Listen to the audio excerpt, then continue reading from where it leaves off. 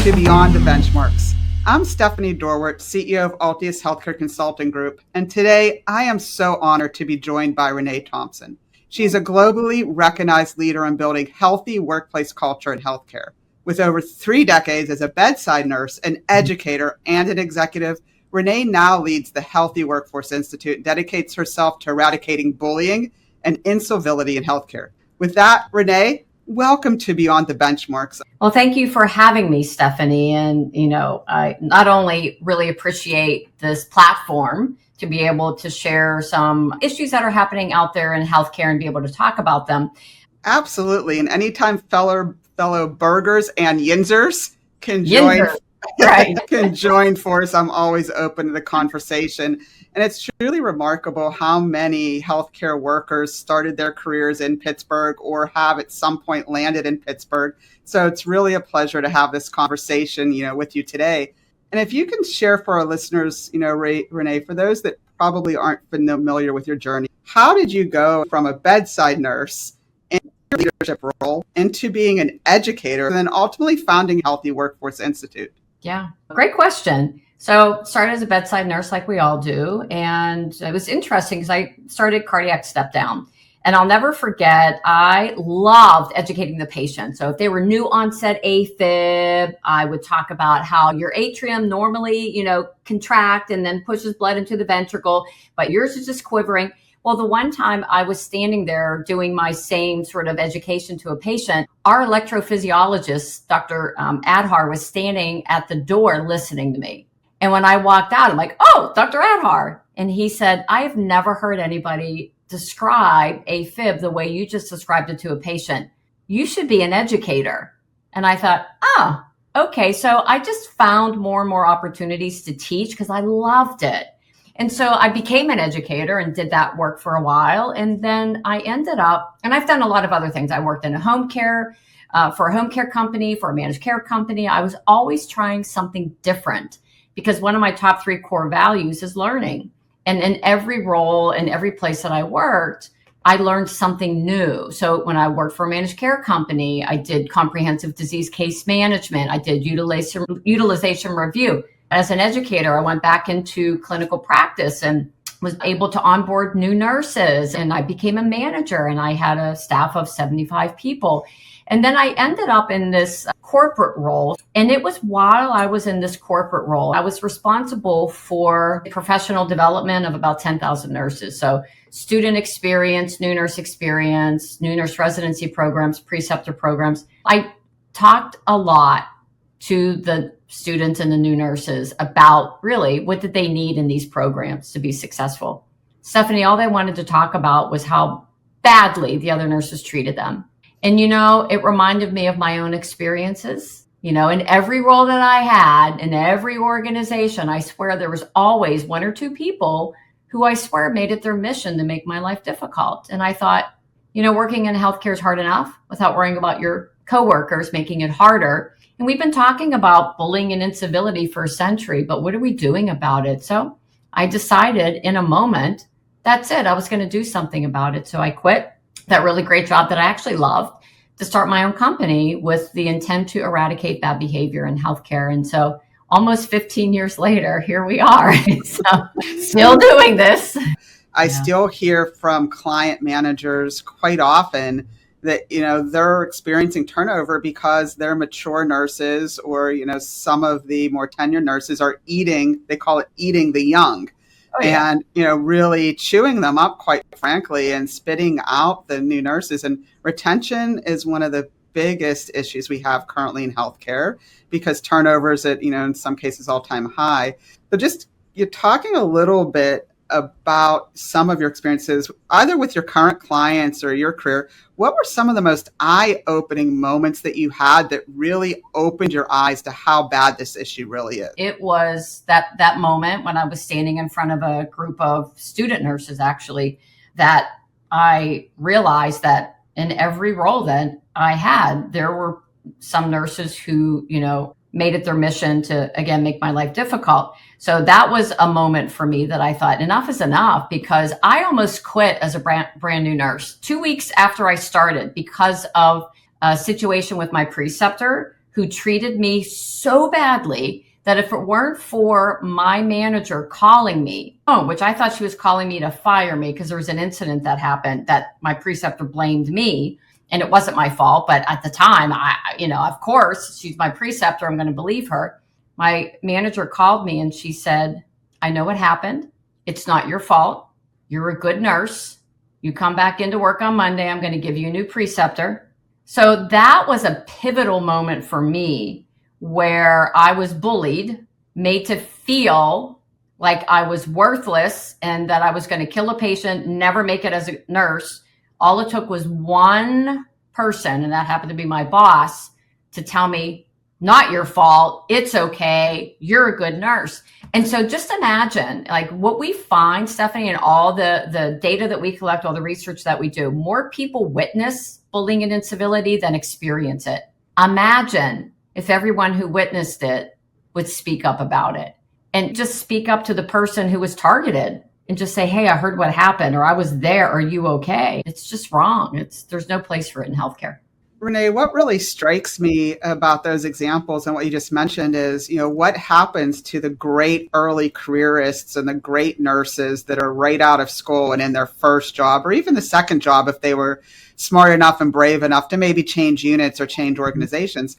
What happens when they experience this and no one steps in? That's what they do. Mm-hmm. They leave. So I think it's a great tip to make sure that if you're witnessing unkind behavior, when you're witnessing unprofessional behavior, when you're witnessing something that inherently as a human being is not appropriate behavior, you don't necessarily have to immediately correct the behavior of the individual, but step in with the victim, step in with the person that was on the other end. That's a brilliant recommendation, just to step in to help. I say this a lot. Say something to someone.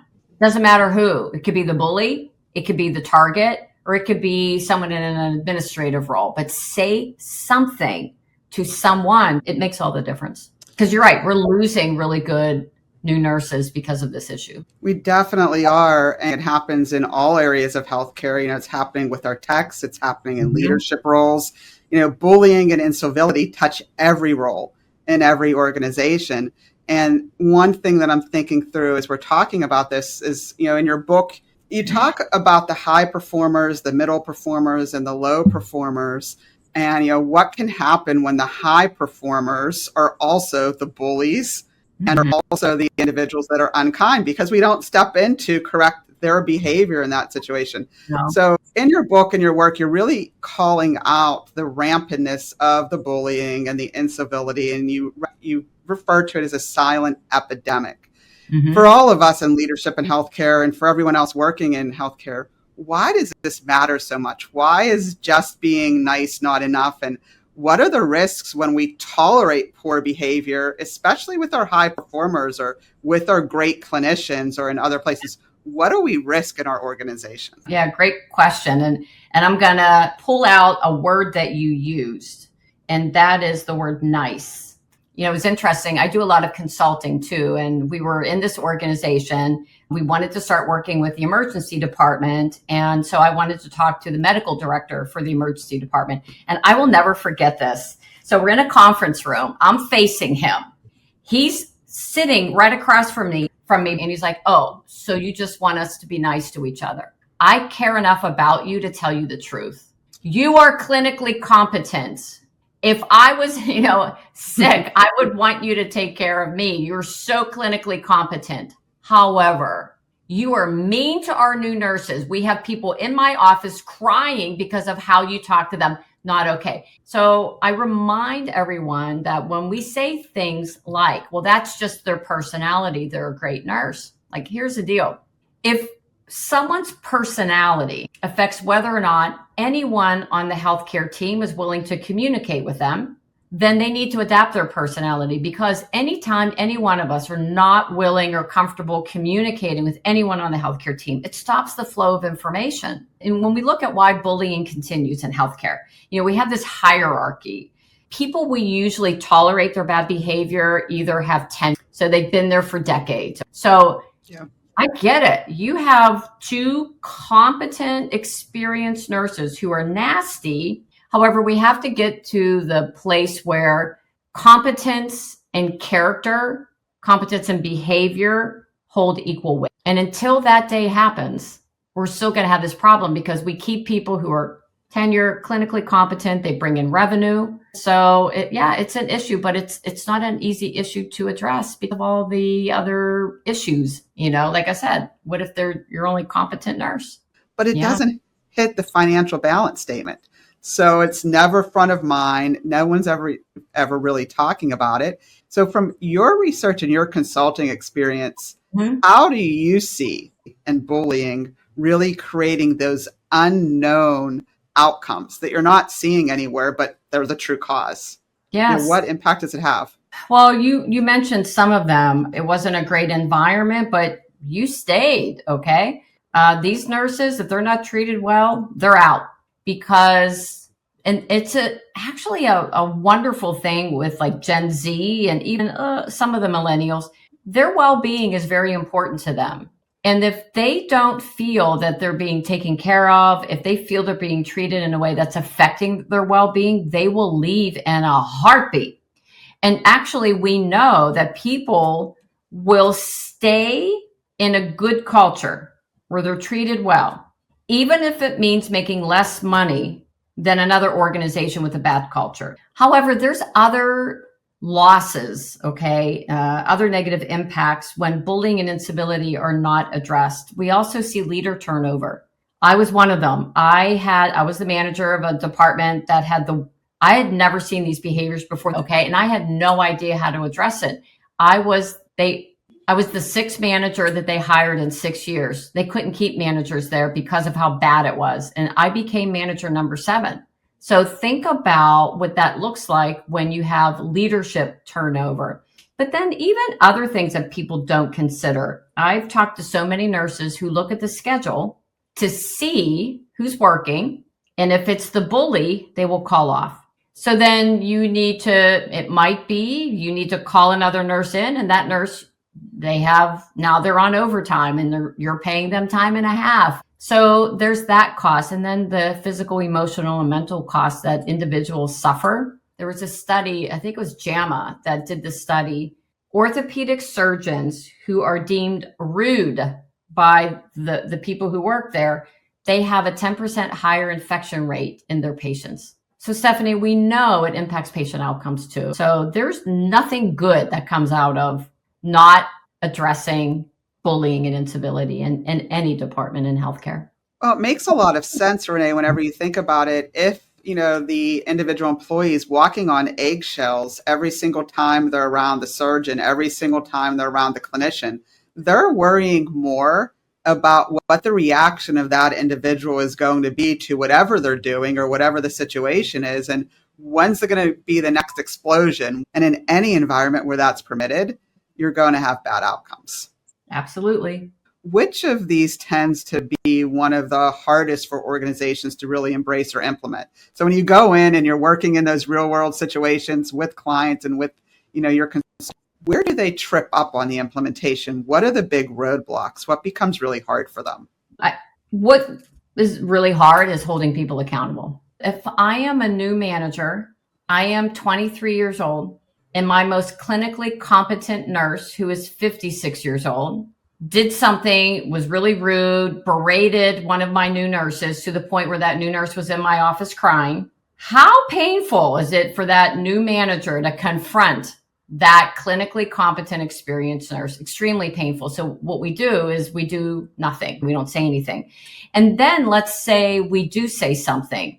There are many times that person will retaliate against us in some way. However, I don't want to demonize HR.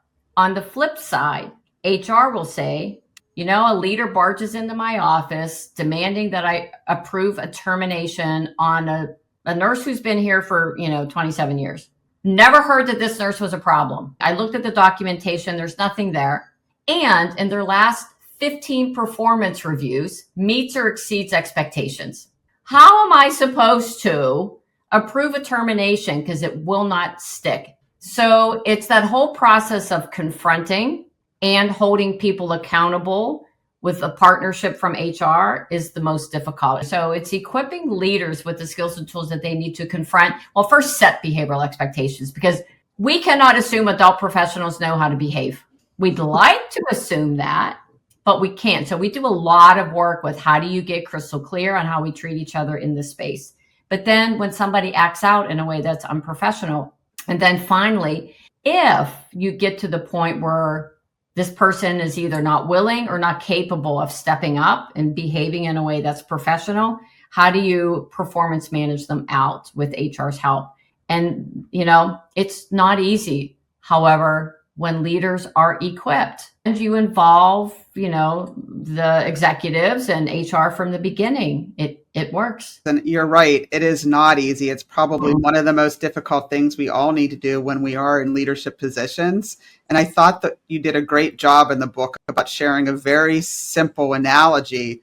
You mentioned in the book that you need to document your employees just like you document your patients. Yes. And that really landed with me, because if all of us would simply document what our employees do on a day-to-day basis and write individuals up on the day that they perform that task, or that they're unkind, or that they're bullying or incivil to their team, now we have that documentation stack, and HR can be a better supporter of us in the accountability structure and managing out poor performers and low employees. Exactly.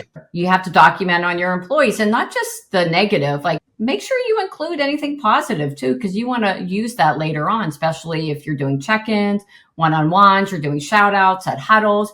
You want to capture those good things too.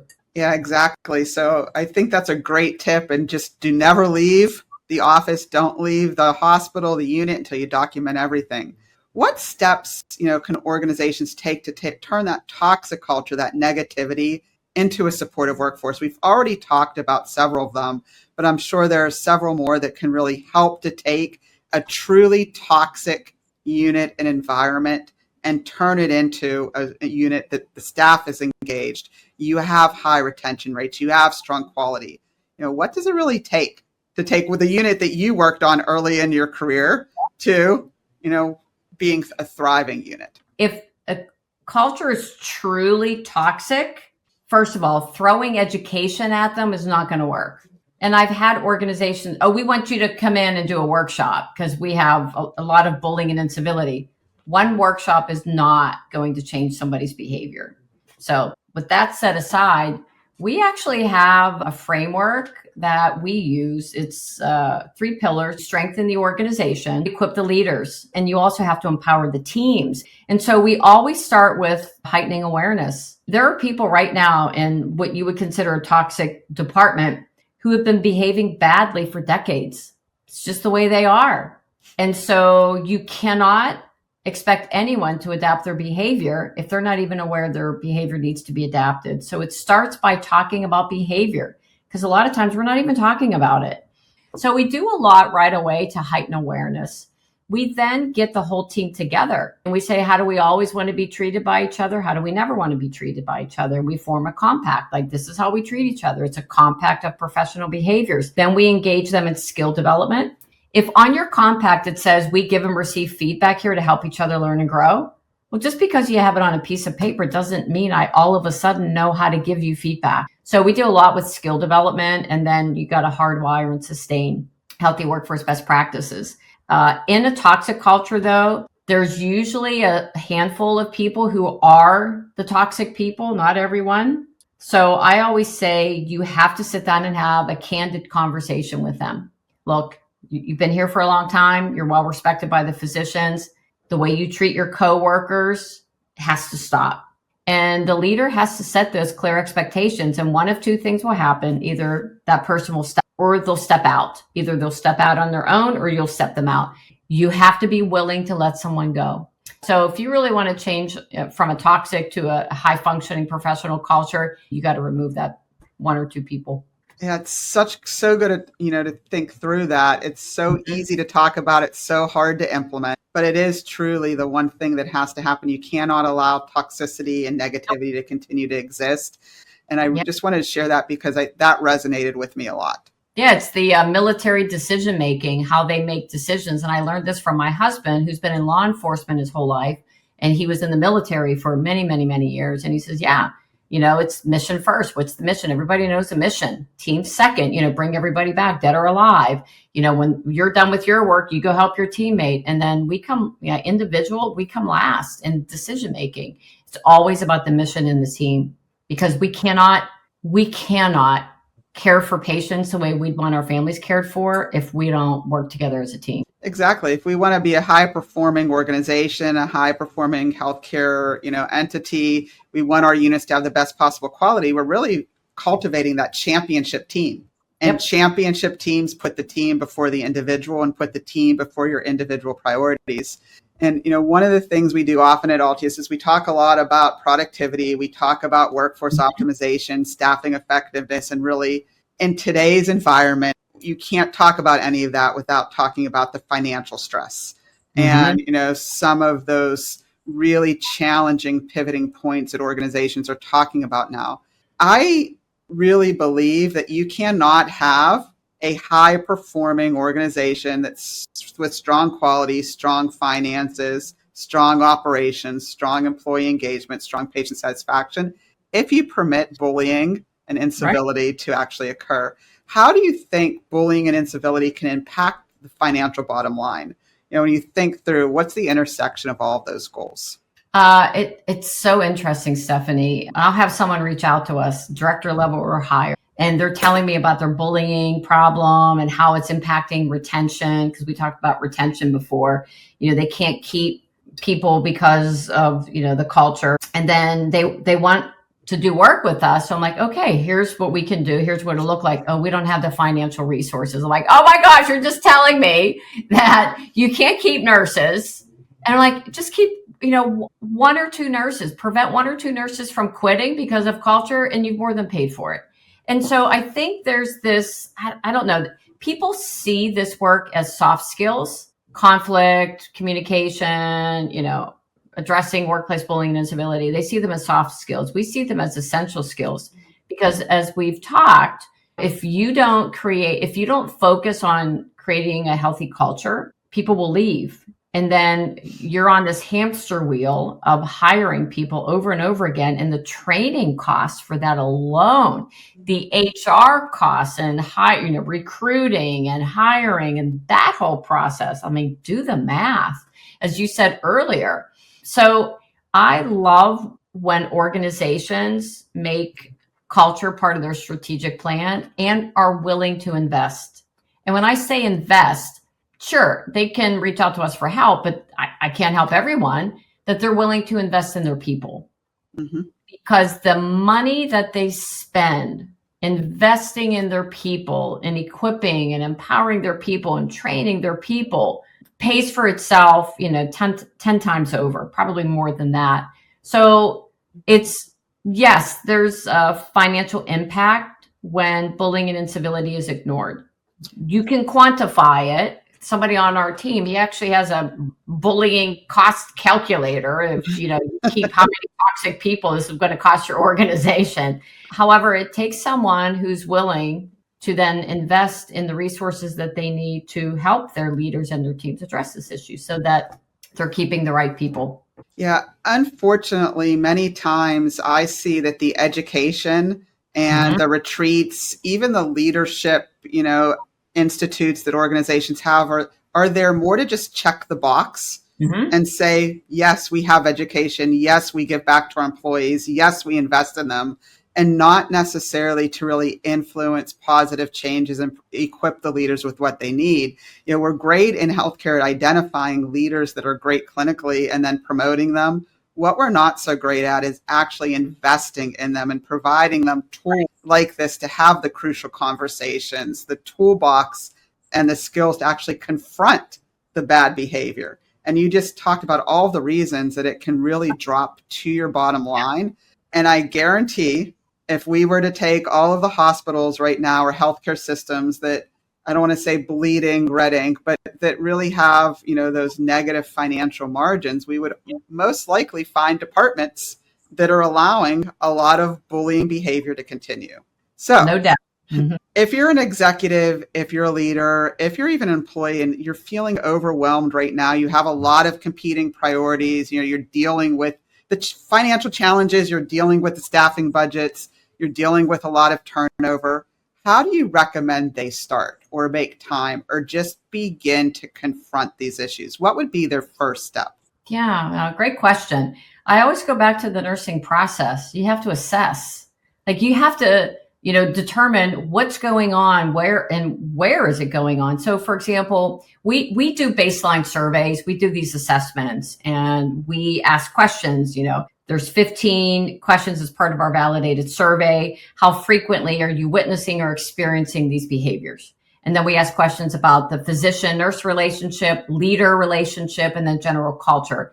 However, every healthcare organization is doing some type of survey, employee engagement, they're doing some type of survey. It's finding out what is really happening in your departments. Because I will tell you, some of those other surveys, they're helpful, but they don't really get down to the level that you need to get down to find out where's the bullying and incivility happening. One of the things that you can do is just take a look at retention in your departments.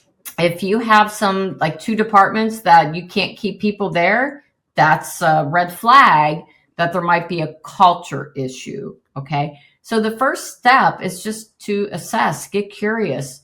What's happening? Do your own anonymous surveys with your team members to find out, is bullying and incivility happening here? And if so, where is it happening? How is it happening? How is this impacting you? Because the worst thing that you can do is try to solve the wrong problem. So that's why we like to go in and do assessments. We do focus groups, because what we then do is we figure out what the problem is, the root cause, like what's really happening here. But you could do that in your organization. You got to get to the root cause. What's the real problem?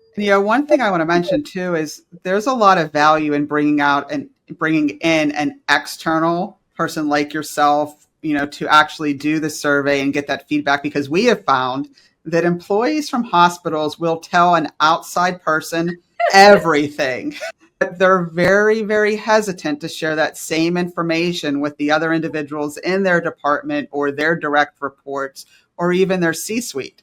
And so I do encourage, organizations to bring in someone from the outside if you really want to understand what is really happening. It's funny. Like we're doing a focus group and they tell me, I'm like, oh my, I have to act like, oh, okay, let me just write this down. But inside I'm like, holy cow, they just admitted, this really horrific behavior, but I'm just taking notes here and I'm writing it down. But you're right. I always say they will tell us everything. Things that when we end up sharing, like we collate and we identify themes and we let the executives know, okay, here's what's really happening there. A lot of times they're shocked.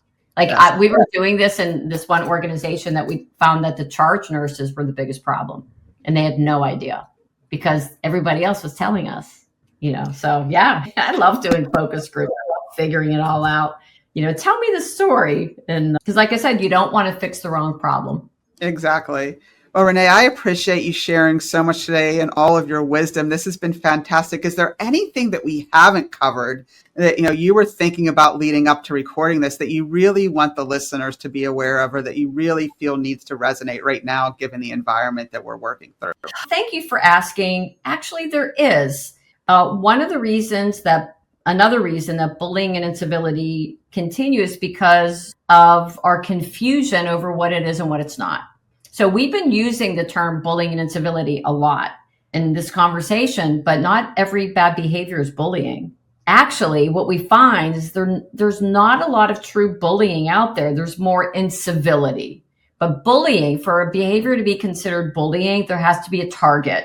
So usually that's one person I target. It might be a new person. Okay. It might be someone that I don't like for whatever reason. I'm fine with everyone else. So it could be one person or a small group of people. The behavior has to be harmful in some way. And it has to be repeated over time. It can't be one time I get testy with someone in a crisis situation. Where incivility, it's all that low level, gossip, mocking, people being rude and inconsiderate to each other. But bullying, targeted, harmful, repeated, very different than kind of just incivility. So I want the listeners and your viewers to get really clear that not all bad behavior is bullying. I think that's a great point. And I also want to share that you, in the book, share a lot of examples of incivility that even I wasn't really even thinking of when I consider the definition of the word incivility. Yeah. Things like waiting until after the shift end to admit a patient because you don't want to actually take responsibility for that admission. And incivility are acts of making sure that you assign the person that you dislike all of the worst patients or all of the high acuity patients because you're there. So you share little acts of incivility that sort of go under the radar that can really create that environment that individuals do not want to work in. Yeah, it's a lot of little micro acts of incivility that people don't notice. I help the people that I like. I don't help the people that I don't like. There's a lot of exclusion that we see. And sometimes, again, almost all behaviors can be bullying if they're targeted to a person, the behavior is harmful and it's repeated over time. But we see even gossip, mocking, breaking someone's confidentiality is acts of incivility. So just little things that pop up that you might not even think of. Eye rolling when somebody's sharing, something that they learned at a conference can be viewed as incivility. And it's funny, we always ask the question, is there eye rolling here? Or is there mocking, behind your back? They're like, well, how do I know? It's behind my back. How would I know? What we see is other people witnessing the mocking behind someone's back, the eye rolling behind someone's back. So that all creates a culture where people don't feel safe to speak up. It ruins relationships. And we know, again, high performing, cohesive team, it's all about relationships and trust. And so incivility is culture. Bullying, like I said, usually that's almost easy to address because you have policies about that. Incivility is not so easy because, again, it's culture. Culture, and it flies under the radar. It does. Definitely. Well, thank you so much. And I have some exciting news for the listeners and viewers. Renee has graciously agreed to sign 5 copies of her amazing book, Enough. Yay. And all you have to do is like and leave a comment on either our YouTube page when you're viewing this or on LinkedIn, and you will be immediately entered into a drawing to receive one of those copies of the signed book. So I hope you've enjoyed the information, and please make sure that you do that. And Renee, if anyone, found that this really resonates with them and they want to reach out, what's the best way for them to find you and find the Healthy Workforce Institute? Thank you for asking. They can find me on LinkedIn and they can connect with me there, or they can contact me through our website. It's healthyworkforceinstitute.com. There's a contact us little, section that you can contact us and somebody will get back to you. But I'd be happy to hop on a call with anyone who's interested in this work and wants to finally do something, take action against bullying and incivility. Perfect. We will definitely drop all of that information in the show notes as well.